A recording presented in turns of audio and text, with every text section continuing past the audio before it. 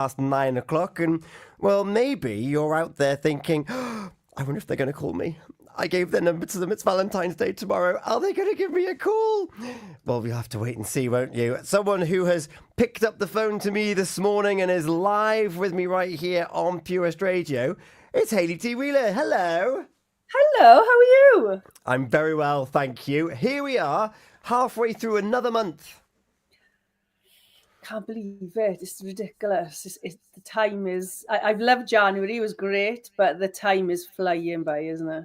It really picked up at pace about 2 weeks ago, didn't it? Everyone was like, come on, let's make it to February. Let's make it to February. And February was like, oh, you want to go quick, do you? Watch this. It does feel like that. But as I said to you earlier, I feel like I'm a week ahead of myself. I don't know what week it is. I'm on my calendar, booking things in and thinking, what week is it? What day is it? Are we the 20th yet? I'm like, oh no. The only real reason that I know what week it is because I've been doing a lot of the bookings for Apprenticeship Week, which we've been celebrating all week on Purest Radio with Ashmole and Co. So we've had a number of different speakers on. So I've had to know, right, you're on the afternoon show, you're on the daytime show, you're on breakfast. And it's like, it's definitely this week. Other than that, though, I have been...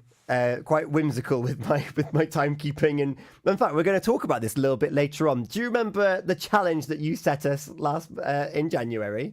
Yes, I do, and I wonder how. Well, Tammy jibbed out, didn't she? She didn't invest in the challenge. She reckons she got it all together.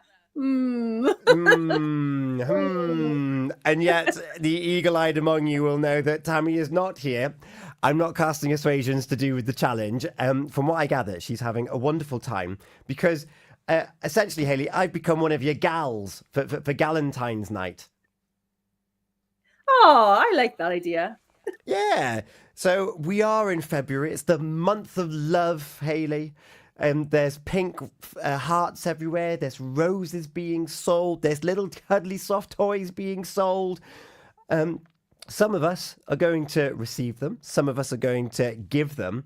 And some of us might not. And it's up to us to show ourselves a little bit of worth. And that's kind of the theme that we're talking about today, isn't it, Hayley? Yeah, it is. And I've got to say this, right? But we went to a certain food store in Crosshands this evening on the way back from... We were down west today on the way back. And... there were a lot of gentlemen, lots of different age groups, purchasing some very pretty red flowers and some cards in panic, I think. By my reckoning, they're perfectly on time. It's not the 14th yet. Well, you are correct, but there were a lot of them.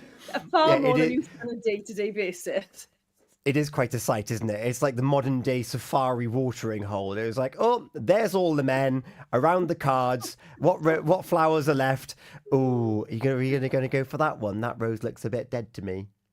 Well, they had a lot left, so I'm wondering how much they've actually sold over the last week and whether everybody waits till the last minute because obviously it's a Thursday, so they have their deliveries on a Thursday. So I'm wondering if they were fresh delivery. So, yeah, it was just interesting to see, like, all ages. And I'm talking the first guy I saw must have been in his 80s walking out with his flowers. And then there was a guy in front of me. I would have said maybe early 20s. There was a guy in the till next. He was, I would say, even younger. He was maybe late teens. And then there was a couple of older men. And there was others walking around the store with flowers as well. So there are a lot of lucky people tomorrow in Crosshands. Yay! A success story. You mentioning there about those teenagers going into the shop, and I do have memories of the first time I walked in there. I was like, I'm going to buy flowers, and it's not for my mum. And it's a very you go for it because it's usually well appreciated. Yes, I would agree. I think there's an expectation of red roses, isn't there? Anyway, yeah. So if you can do that, if you can meet that expectation as a teenager or as an 8-year-old, you're doing a good job. Doing a good job. And that's kind of where we're going to start the conversation. We're going to look at these relationships when you have a significant other. We're going to talk about these kind of boundaries, aren't we? As we move into then a little bit later on, we're going to look at, well, actually, yes, we can pour love on someone else all of the time. But how much are we giving ourselves love, and how can we do that? Well, that's a huge question, isn't it? Because I don't think we're very good at it. And I certainly don't think we are taught how to do it. But on just earlier, about 8 o'clock, I was recording on a divorce Facebook group, and I was recording about emotional history rewriting, which is something I learned to do last year, and it was really interesting. Like, I've done it myself, but I haven't done it with anybody else. So going through that process and talking through it was really interesting. But the group is like it's a global group. There's about 28,000 people in there. Whoa. That's a lot, isn't it? And I suppose that's Mhm. also quite eye opening to those that like divorce is, I'm going to put this in inverted commas, it's a normal thing now. Is that fair to say? Yeah, I think it is, and I have a personal opinion on this, that I do think that, and you can challenge me on this. I wonder if people get married knowing that they can get divorced, and I think there's a way out. Do we all? It's the same as anything. When there's a way out, will we put any effort into it? So I do wonder what sort of impact that's having, because my marriage hasn't been, excellent all the way through. We've had some really rough times, but I'm married for life, and it's a really tough thing to do, and it didn't work out. There were times when it didn't work out. So I wonder, is it because divorce is an option that divorce feels quite a regular occurrence now? And of course, it's usually what's reported about in the media, so it becomes very accessible. Well, if they can have multiple divorces and multiple marriages, well, is it just another commodity? Whereas historically, your marriage was the thing that kept the family sustained. Yeah, and I agree, and I do think, obviously there are marriages we need to get out of, but this is another controversial one tonight. We spend more money and invest more time in planning the wedding day than we do on our marriage, planning the marriage and being intentional in the marriage. So you can challenge me on that as well. I like a good challenge, but those are my two controversial topics tonight, I suppose. The two controversial things. Well, we're talking relationships all night, so we want your hints and tips as around actually being in a relationship and how we can get away from this whole thing of marriage as a commodity and something that's a nice thing to do, but actually something for life. And also your hints and tips as to how to keep that marriage alive. You can get in touch in lots of different ways. You can call or WhatsApp on 01437 764455. You can download the Pure West Radio app on your device and you can drop us a message. You can email in confidence to studio@purewestradio.com. And of course, we've got the messenger. And we're live on social media. You can see us on the video over on Facebook, on YouTube, and on our Instagram pages. And yeah, we'd love to know what your tips and hints are about being in a relationship and keeping it something that's fruitful for you, for your partner, for your family. As we look at some of these hints and tips along the way. And I think, Hayley, you've already hit the nail on the head, is that there's going to be highs, wonderful highs, but not everything is going to stay at that place. So there's going to be lows.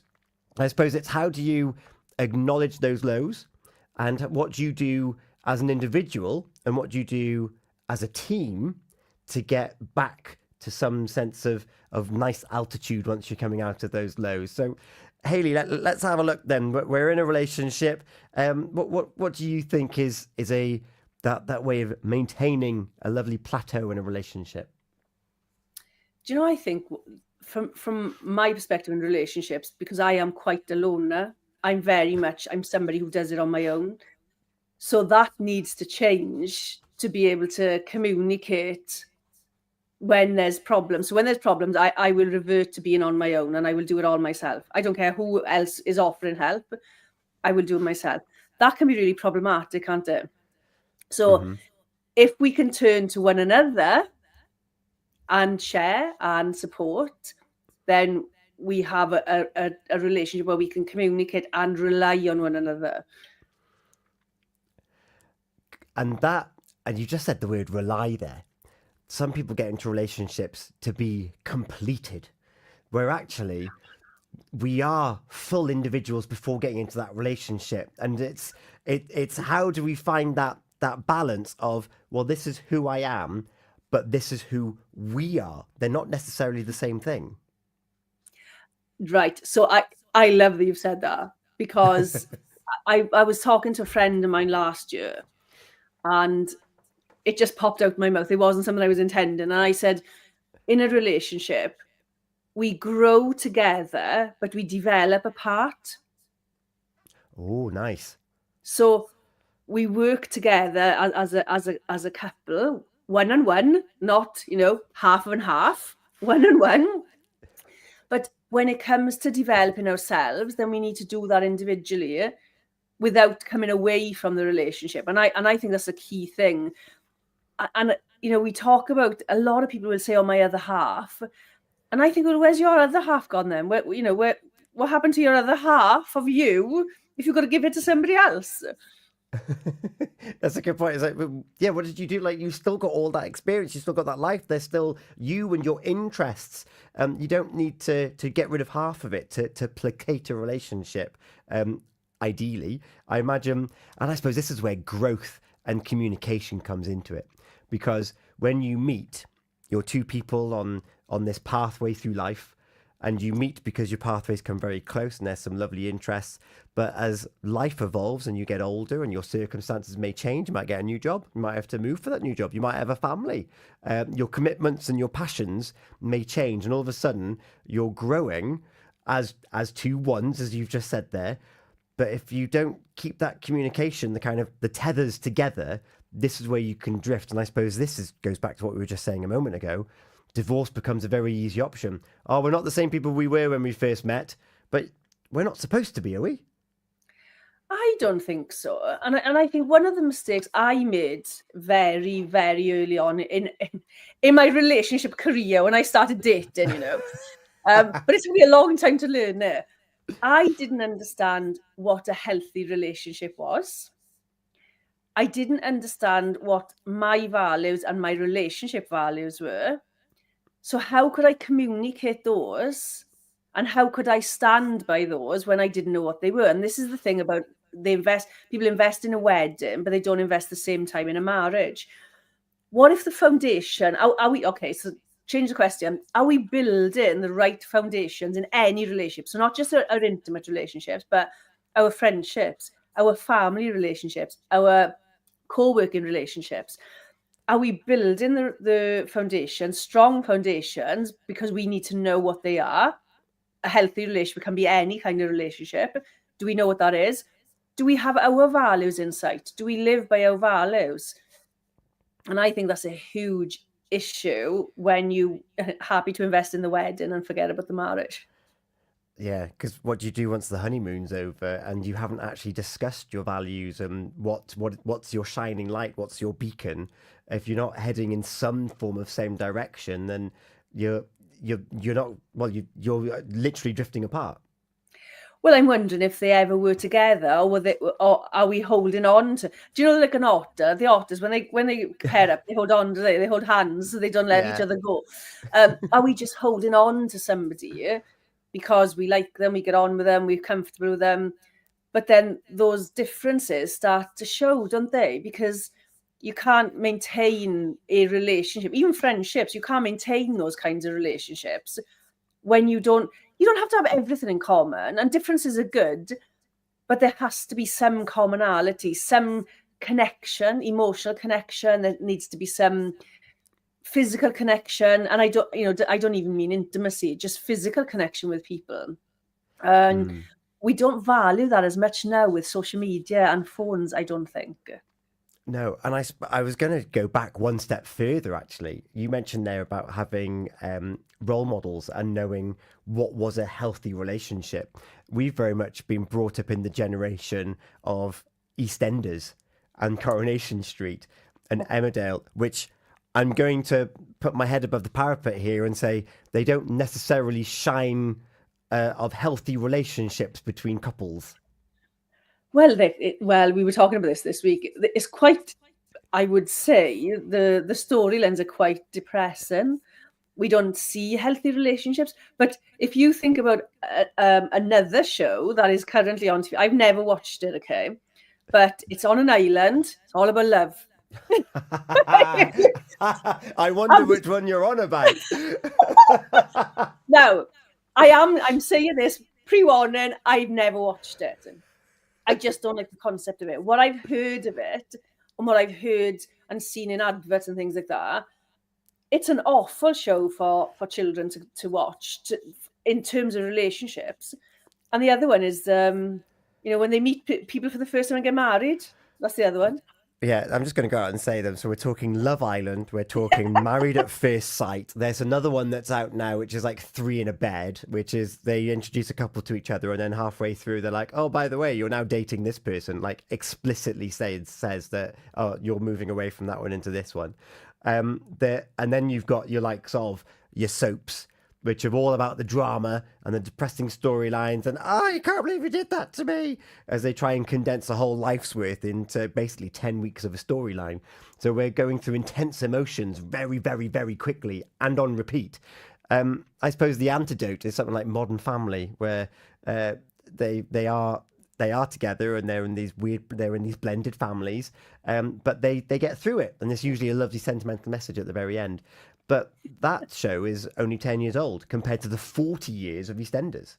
Yeah, I agree. I think we have some shows which we can watch and they're emulating healthy relationships. But I think the majority of them, even Hell's Kitchen, right? I worked in a domestic violence charity, and Hell's Kitchen, I couldn't watch it. I watched a few of them. But he was the patron of Refuge at one point, and he would be shouting at these people in the same way that if you were in an abusive relationship, that's how you would be treated. So I couldn't watch it. But yet, that is hailed as being one of the top shows, or was at the time. Love Island is one of the top shows. There's 8, 9, 10-year-olds watching these shows and learning that's how we're supposed to communicate and relate to people and be in relationships. No wonder we're not very good at relationships. So what would you say then, Hayley, is kind of a good marker of getting into a healthy relationship? What would that look like? You have to start with understanding what your values are. And so what tends to happen is people they don't sort of consciously know their values, but their body does know their values. So when you're in contradiction with your values, when you're acting in contradiction to your values, then you already feel off. So if you go into a relationship and let's just say your values are respect, honesty, and trust. They are very similar. But let's say those are your top 3 values, your relationship values, and you catch your partner lying, or you catch them sort of doing something that they promised they wouldn't do, whether it's gambling or something like that, that can be devastating, can't it? Mm-hmm. But if you don't know your values and you don't know your worth, what happens then? You start to go, oh, well, it's okay. It's okay. And if he's your other half or she's your other half, it's okay. We'll get through this. It's something that we'll deal with and we'll get through it. Is that a good way to deal with things? Would you do that in a business? Would you do that in a job? We'll just get by with all the stuff that's happening, the bad stuff that's happening. We just wait till it ends and then forget it happened. Yeah, it's just one of those days. Like they'll be fine soon. But if there's no real communication, I think we've talked about this actually previous on the show, or certainly on Confessions on a Thursday morning, where we've had people come forward and they've said that some person did X, and then even though I asked them not to, they then did it again. Mm. It's like, even though they've already had that conversation, they've unpacked why it makes them feel a certain way, and then it doesn't take long, and then you're back into that same situation. It's like, well, hang on, is this actually respectful to my needs and my wants, and what I hold dear to me? That seems tough. Well, we're going to be talking about self-love in a bit, but the majority of that comes from being disconnected from yourself. Mm. Yeah. I'm both excited and trepidatious about self love and knowing exactly who we are, because it's quite natural for some people to give a lot and to be like, oh no, I'll do that one more thing. I'll do that one more thing, even though they're looking at their watch and they're like, I said I was going to be somewhere now, but I've got to quickly finish this thing off. And it's where you find those boundaries. And I suppose a lot of this work happens ideally pre-relationship. Yeah, ideally, in an ideal world, we would grow up and learning all of these things, but we know we don't. Society's not like that, is it? Parents, we watch our parents, we watch other relationships in our lives, and that's what we emulate going forward. We role model, or we watch the role models in our lives, and we take on board what they do. But nobody tells us to stay connected, or at least be connected to who we are first. Lay your foundations, be your person, and then find somebody else, which I think is that other half thing. He completes me. Really? Does they? And why? Yeah, And good question. do you think that tide's changing a little bit in this modern era where there is more talk about mindfulness, more about self-understanding? Do you think that tide is changing? And well, as a result, though, are we finding that there's less relationships happening full stop because people are like, well, you're not needed anymore? I have clients who are struggling in the dating scene. And this is sort of internet dating, meeting somebody on the street. So it's a combination of both. And I think relationships, it seems like the feedback I'm getting is that it's harder now to date people because there's higher expectations. There's a lot of fakery going on. There's a lot of lying that happens. There's a lot of gaslighting that happens. And I find that quite heartbreaking because, we used to go out. Our dating would have been go out on a Saturday night, meet whoever you meet and start a relationship, or not, as the case may be. And now it can be weeks or months of back and forth online and investing or connecting with that person. And then they just go quite silent, completely. They cut you off. And I really think we've lost sight of genuine long-term relationships. Like my grandparents were married for donkey's years.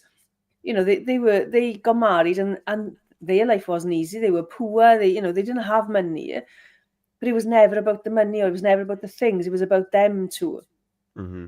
And my other grandparents, they were married. I think they were married about 70 years altogether. Wow. And they didn't, they had 6 kids. It wasn't easy. They had quite, naughty children, I would say. They were in a 3-bedroom house. My grandfather worked to support everyone. My grandmother eventually went to work, but it was tough. But they didn't. I'm not saying that you can't. Divorce is about giving up, but they didn't. They were marriages made to last, and I'm not sure we are learning how to do that. I suppose arguably there were fewer distractions. They lived in their communities. Travel wasn't as prevalent as it is now. You didn't have thousands and thousands of faces behind an app where if things were going a bit rubbish, like, oh, well, I'm just going to look and I'm going to swipe wherever I swipe and I'm going to concoct a brand new relationship from nothing. The distractions weren't there. So it really was, come on, dear, this is our world, and let's make our piece of this world something very special and magical, regardless of our circumstances. Whereas now, it's very easy that when the going does get a bit tough, that you can, well, even when it's not tough, and I'm sure that I fall foul of this, You could be sat there next to your other person and you're just there on your phone and you're looking at these wonderful creations from other people. That's a funny dance video. That's a funny song. That's a funny comedy skit. Oh, sport. And you're just going through, and less than half a meter away from you is your other person doing exactly the same thing. And then every now and then you'll get a notification. You've just been sent a video. And it's like, oh, that was funny, love. And then you send one back and then you send one back. And then there is that, well, I'm going to pose it as this way: is that unhealthy, or is that what how would you frame that in this modern world now? Well, I would say that our use of social media, so how we use it as opposed to social media itself, how we as individuals use it, is unhealthy. You know, so if you think about the generations coming up who don't go out to play, like we used to go out to play, right? So we used to learn the social skills of, like, when I grew up, we had all ages hanging out together. Up until they were 18, we would all be hanging out together. So you learned your pecking order, you learned how to respect the older people in the gang, you learned your place in that gang, and you learned through them role modeling behaviors. And I'm not seeing that in children. So you understood what it's like to be friends, you understood what it was like to be boyfriend and girlfriend or partners.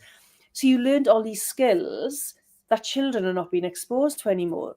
And what they are exposed to is online, which can be, not always, but can be toxic relationships, because now we don't see the impact of our behaviors either. So you think about the dating site, go back to that. Somebody is sitting in their flat in London and somebody is sitting in their flat in Swansea, messaging back and forth for let's say 3 months. And they have no idea what they look like necessarily. They haven't met them in person. They have no idea if there's a physical connection. They have no idea what's actually going on in their life because they're not seeing it. They don't know what their behavior is really like because they're behind a screen. And then one of them decides, we're done. Well, they don't get to see the impact of telling that person that they're done. So there's no consequence, there's no empathy. So all these skills we need to develop in relationships are not happening as a result of how we use social media. Yeah, that life on the playground taught you so much. And as you were growing up, you knew that if you hurt someone's feelings, you were aware of it. What you did about it was what you did in that moment. But at least you knew that, oh, that person's upset because I did something. There was an action and there was a result. And in relationships, typically there's lots of actions in close proximity to each other. So you get to learn and you get to mold that person. But you're quite right. If you're behind a screen and you're just, I'm actually down the pub with my mates and I'm messaging someone else. But as far as they're concerned, I'm tucked up in bed thinking about you, love.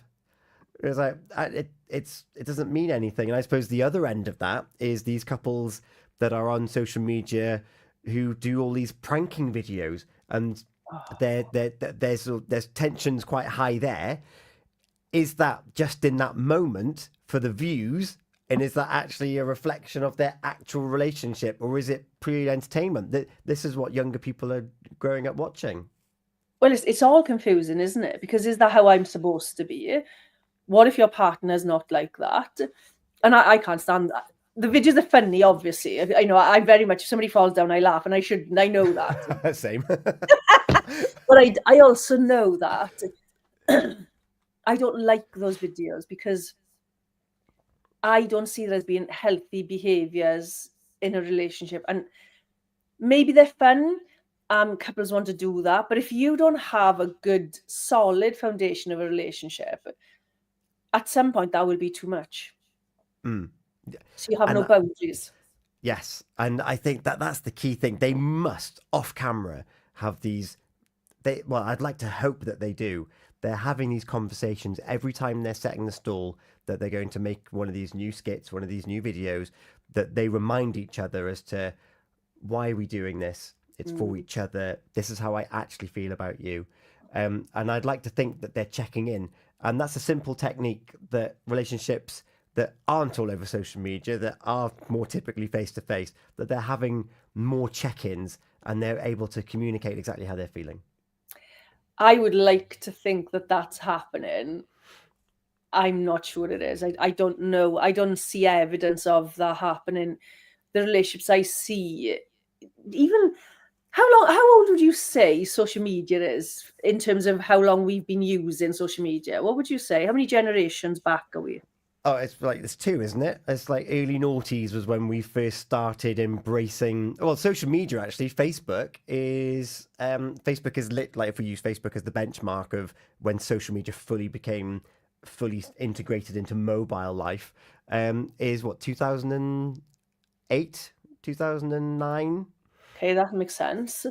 So we've been doing all this stuff. We've been learning how to use social media, right? We've been invested in social media. But while we've been invested in that and learning how to, and I think being manipulated in how to use social media, because if you've seen Social Dilemma, it's, it's designed to hold you, isn't it? And it does a very clever job of it. But while we're doing that, we've lost our connection to the real world and to real people. And if we're talking 2008, what's that? So we would be seeing the consequences of mobile phones. I remember the first mobile phone. We're seeing the consequences of mobile phones and that development into social media in relationships now that you're seeing on the likes of TikTok and other platforms, because those are that age group of those relationships. So what we're seeing is a reflection of what social media, I think, has done, the impact of social media on relationships. If you've just joined us, it's me, Tom, from The Breakfast Show, and with Hayley T. Wheeler. It's Healthy Minds, Better Lives. And, well, with it being the eve of Valentine's Day, Galentine's Day, if you will, today, and also Single Person Appreciation Day on Saturday, we're talking relationships for this February edition of Healthy Minds.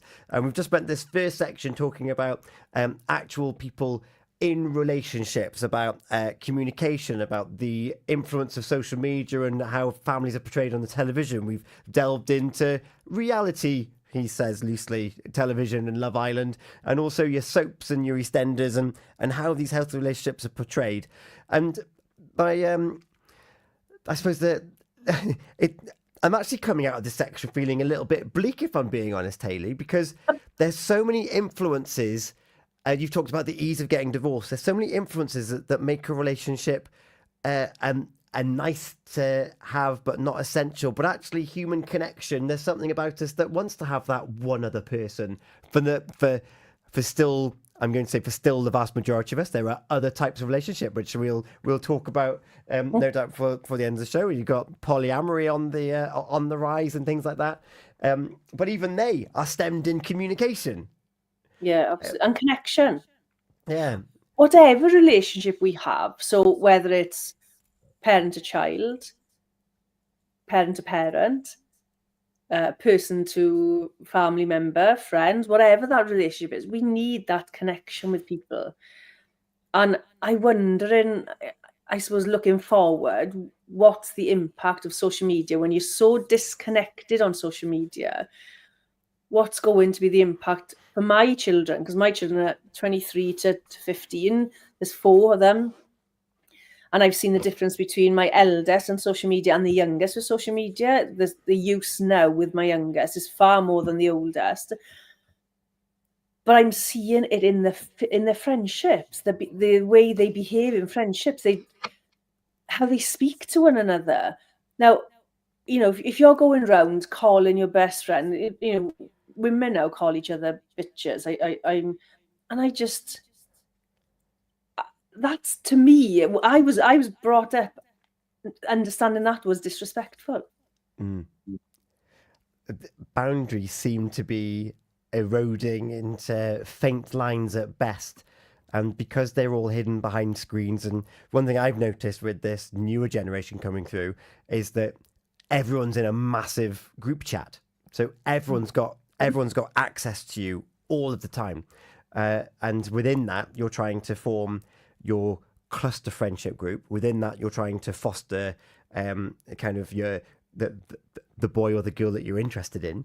And you're trying to foster all of this whilst everybody is looking all of the time. Whereas when we were growing up, if you wanted to spend the day with one other person, you would make a plan with that person. You would meet up at that time.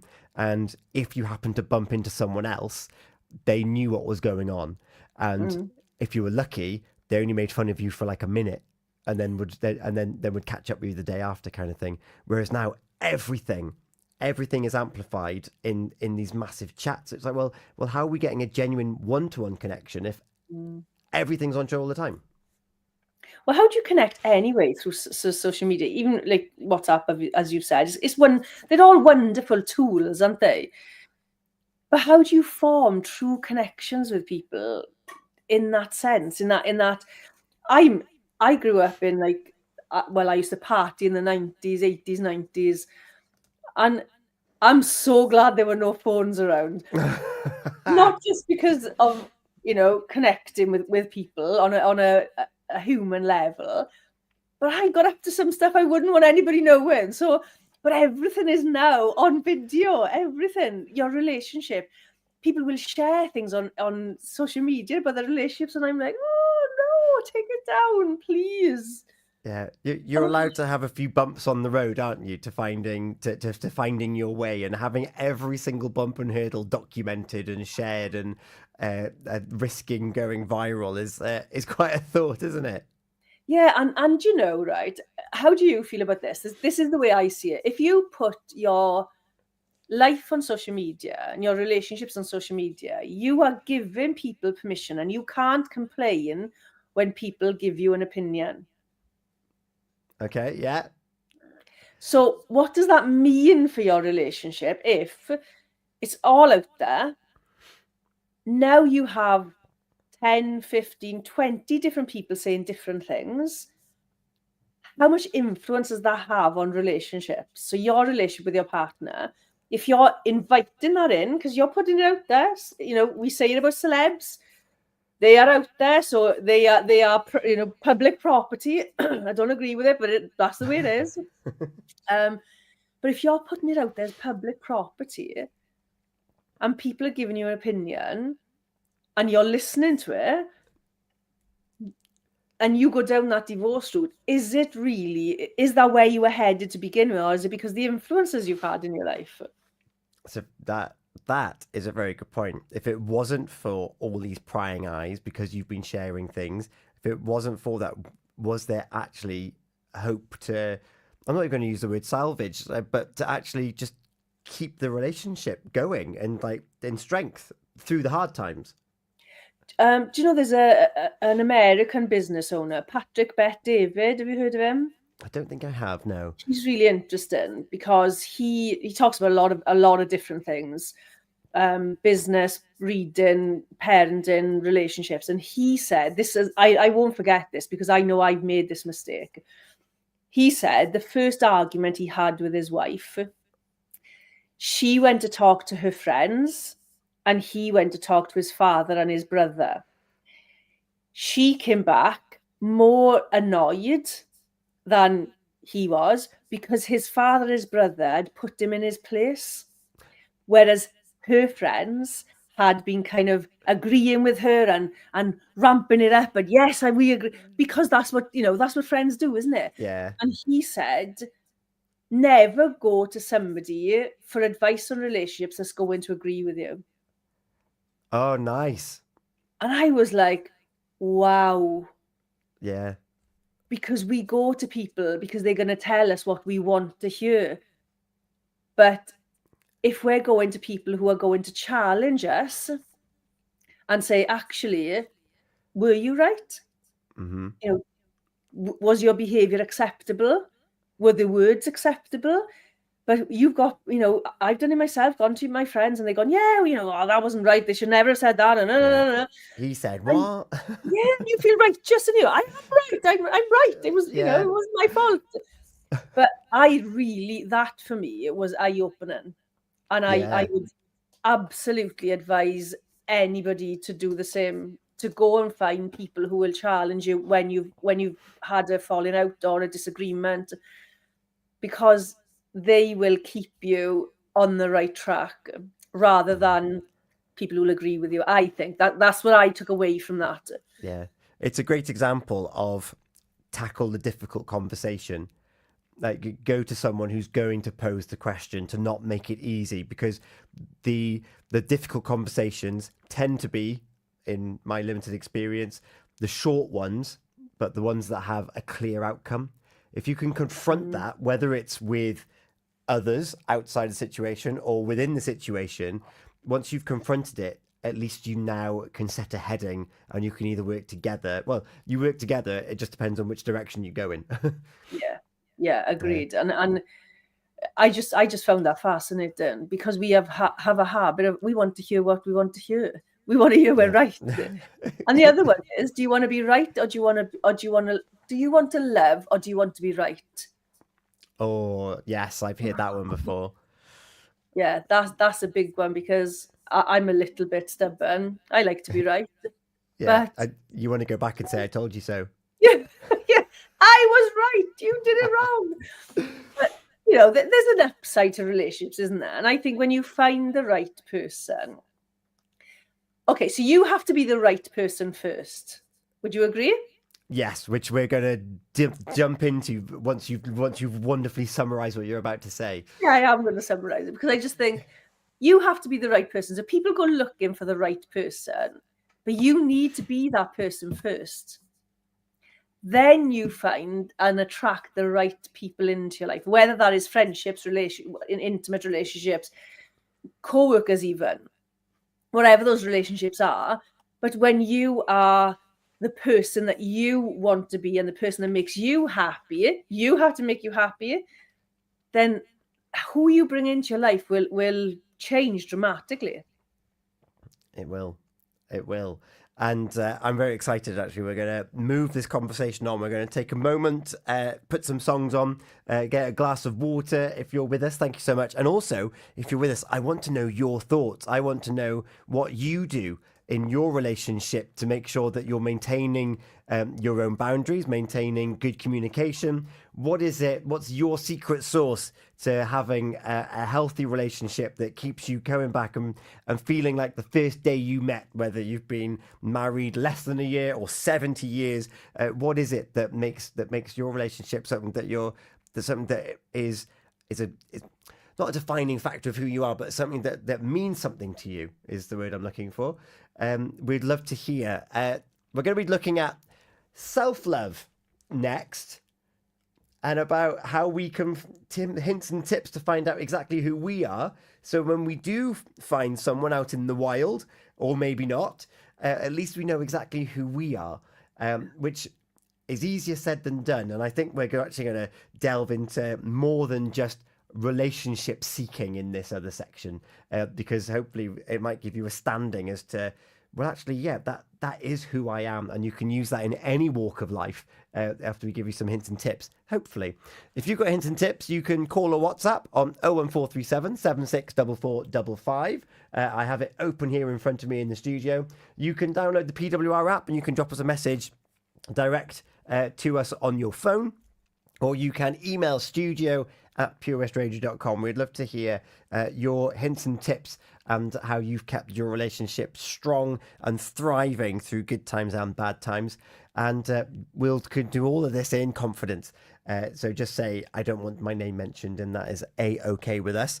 And we're also going to have a little look a little bit later on at the challenge that Hayley set us last month and the last Healthy Minds Better Lives, about how can we basically not be overwhelmed, basically.